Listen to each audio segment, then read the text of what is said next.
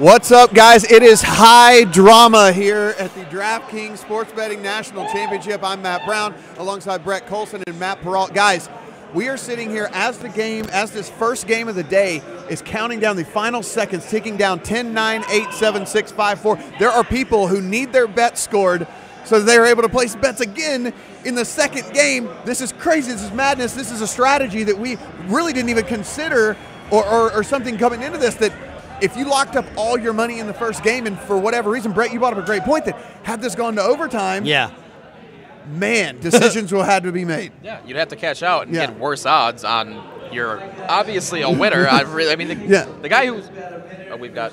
So 1 minute is the announcement being made right now by Johnny Avello, the head of DraftKings Sportsbooks. 3 to 5 minute window is what he's saying you have to get your wagers in. So for someone by the name of Rufus Peabody, who doubled up his money here. Hey, guys, we're only playing for $1 million here. I know, right? We're only playing for $1 million here. It's not like there's any pressure involved. He doubled up. It's just $1 million. He went, what, 42,000 doubled up? Yeah, he will be the leader now. 42,000 with the Patriots, minus 3.5. 80-some thousand dollars.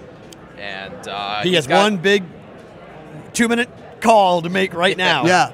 Yeah, and that's the other thing that is really, now that these guys have probably, a lot of these guys are super sharp, they've been doing this, but probably have been paying attention to where the people, at least in the next 10 or so spots, kind of sit and what they might have to be looking for. But the leaderboard is not going to be updated in time for them to know where they sit. So this is literally going into this last bet here, kind of knowing where you're at, but not really knowing where you're at. It's kind of Jeopardy, but with a whole weird twist to Final Jeopardy as to how you're playing for $1 million and who's going to wind up.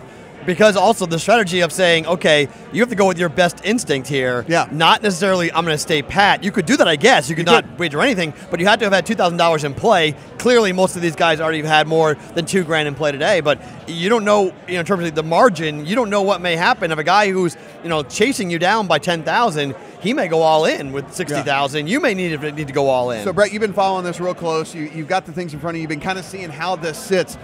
What we've seen here is, at least in the top 10-ish, 15-ish, there are going to be people who are now going to be wiped out, right? I mean, we're going to see some of these names in the top 10, top 15 that are going to be completely busted, right? Yeah, there was a lot of action on the Chargers. Okay.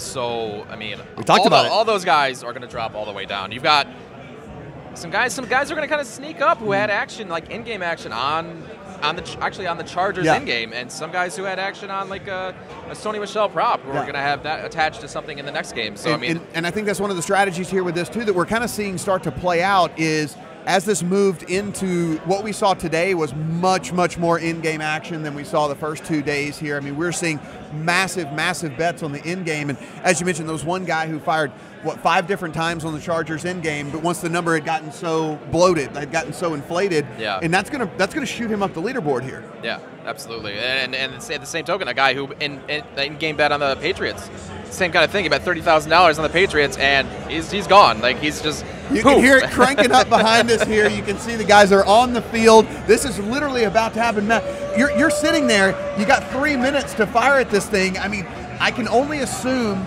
if you're sitting in what you assume to be 8th to 10th place, you have no choice but to just go all in on something. If you don't care, if you're a pro gambler and winning $40,000 is not a big deal to you, and you're going for the $1 million, I don't know how you don't fire your entire bankroll right now on whatever your best play is, whether it be Saints -8, Eagles +8, money line, whatever you think is going to hit, you got to fire it.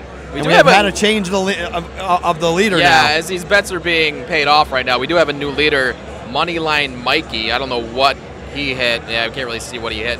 But 33,000 in play today, though. Yeah. So, I mean, he's in a pretty good job. Yeah, these guys are fighting. Rufus will pass him. He'll be up around 84,000, but it looks like Rufus will have like a $27,000 lead going into. We are seconds away from kickoff here, guys. I mean, this has been so fun. And honestly, we knew there would be drama. We knew there'd be stress. And, of course, we will still crown someone a millionaire at the end of this. But these last 20 minutes, pumped me up. And I needed to be pumped up. I busted. So, I needed to get pumped up. I busted in this thing. So, I mean, we were sitting here going, can you imagine being in this situation with all this money on the line? And there it is. No more bets can be placed. In the competition as of right now. So soon we're going to know in 30 minutes. Every scenario that everybody needs to win. So we will know how many people actually do have a chance of winning the $1 million.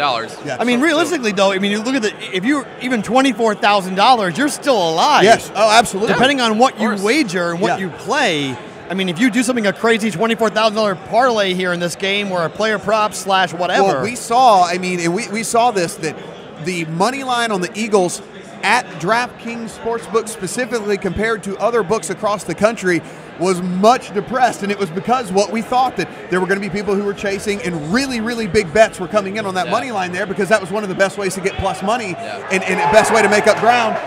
Things are going crazy already here. Yeah. We're gonna be back. We're gonna talk about a full recap. We're gonna crown a millionaire. We're gonna do all that. Matt Perrault, thanks for being here. Brett Collson will still be here. We'll come back. Stick to this channel. Hit the subscribe button. Hit in the comments what you want us to talk about, who you want us to talk to. We'll try to get those guys on camera. We'll talk to you guys in just a little bit.